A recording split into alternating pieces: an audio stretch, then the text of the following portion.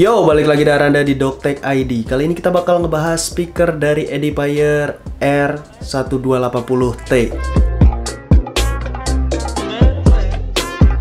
Langsung aja kita mulai pembahasan speaker ini mulai dari tampilannya. Menurut gua tampilan dari speaker ini cukup keren. Apalagi dan aksen kayu yang ada di kiri dan kanannya ngebuat tampilan speaker ini tampak seperti speaker yang harganya jauh lebih mahal. Finishingnya juga rapi dan gua nggak menemukan kecacatan dalam produknya. Jika kalian berniat memasang speaker ini di setup desk kalian, mungkin bakal cocok. Apalagi untuk kalian yang setup desknya minimalis. Untuk body speakernya hampir semuanya terbuat dari bahan sejenis kayu, yang di bagian tengahnya dicat dengan warna silver. Kemudian lanjut kita ke spesifikasinya. Kedua speaker ini merupakan speaker aktif, dan di masing-masing speakernya terdapat satu driver speaker aktif dan satu tweeter. Untuk speaker utama di bagian kanannya terdapat pengaturan volume yang infinity. Terdapat juga pengaturan untuk bass dan treble-nya. Kemudian untuk masing-masing speaker ini di bagian belakangnya terdapat sambungan untuk menghubungkan kedua speakernya. Pada speaker utama terdapat colokan untuk powernya yang membutuhkan daya 100 sampai dengan 240 volt. Terdapat juga colokan untuk disambungkan ke PC ataupun ke laptop. Kalian juga bisa menyambungkannya ke HP jika HP kalian memiliki 3,5 mm audio jack. Untuk kualitas kabel aux-nya juga menurut gue cukup baik. Gue nggak bilang bagus karena kabelnya nggak braided. Untuk durability kabelnya sendiri menurut gue tergantung penggunaan kita. Selama gue pakai 2 tahun sih aman-aman aja. Jadi balik lagi ke penggunaan kalian. Next kita bahas ke sound quality-nya. Selama penggunaan gua yang 2 tahun ini menurut gua suaranya enak. Pertama kita mulai dari bagian high-nya. Dari high-nya sendiri menurut gua tidak terlalu pedas atau menusuk di telinga. Jadi masih enak lah untuk high-nya. Kemudian untuk vokalnya sendiri menurut gua jernih dan enak. Dan untuk bassnya sendiri di sini gue bilang nggak terlalu bulat, nggak seperti speaker yang dari Razer atau Logitech. Jadi intinya speaker ini antara high, mid, dan low-nya lumayan balance. Jika kalian ingin bassnya yang lebih dalam, kalian bisa atur sendiri pengaturannya di bagian kanan speakernya. Seperti yang gue bilang tadi, kalian juga bisa mengatur high-nya. Sebenarnya tergantung dari kalian, apakah senang yang ngebass ataupun yang high-nya lebih tinggi.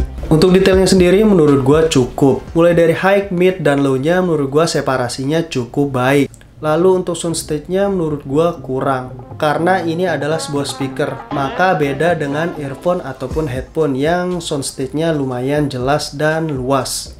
Sebagian besar penggunaan gua untuk speaker ini adalah untuk monitoring. Jika gua cukup lama dan lelah menggunakan headphone, maka gua gunakan speaker ini. Lalu jika kalian yang berniat menggunakan speaker ini untuk menonton film, gua tidak rekomendasikan. Karena seperti yang gue bilang tadi, untuk high, mid, dan low-nya itu lumayan flat atau balance. Sebenarnya kalian bisa gunakan sih, akan tetapi experience yang kalian dapat saat menonton film berbeda dengan speaker yang memiliki subwoofer. Apalagi di speaker ini juga tidak ada subwoofer.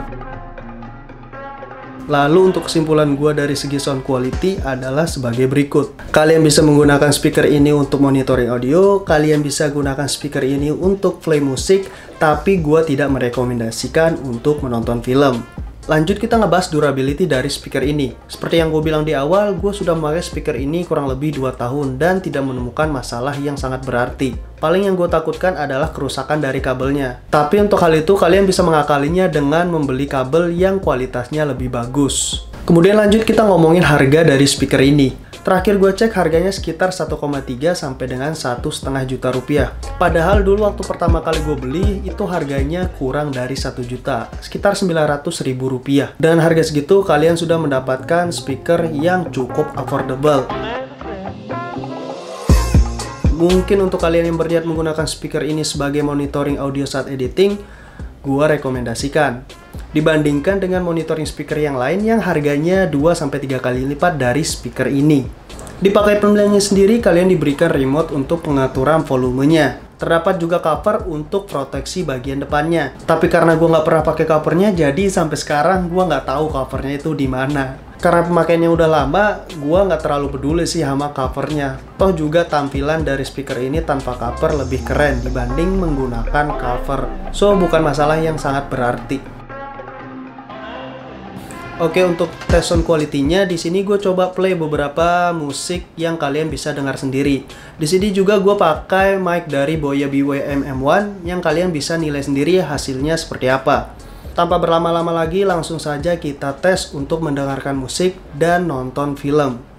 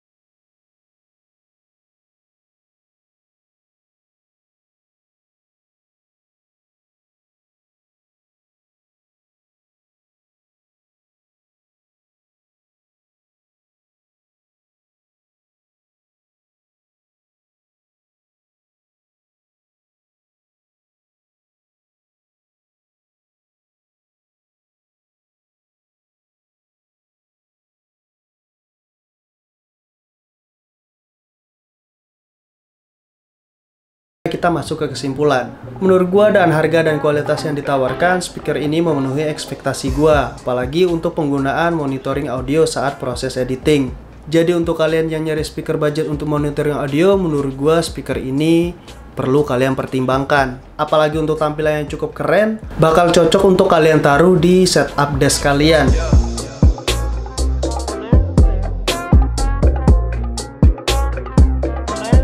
Oke, segitu aja mungkin pembahasan gue mengenai speaker edifier ini. Like video ini jika kalian suka, dislike jika nggak suka. Jika ada pertanyaan silahkan tulis komentar di bawah, nanti kita diskusi di bawah. Silahkan share video ini ke teman-teman kalian dan juga sosial media kalian. Jika kalian suka dengan konten ini, silahkan tekan tombol subscribe dan nyalakan tombol notifikasi untuk mendapatkan video-video baru dari Doktek. Cukup segitu dari gua Randa, salam Doktek.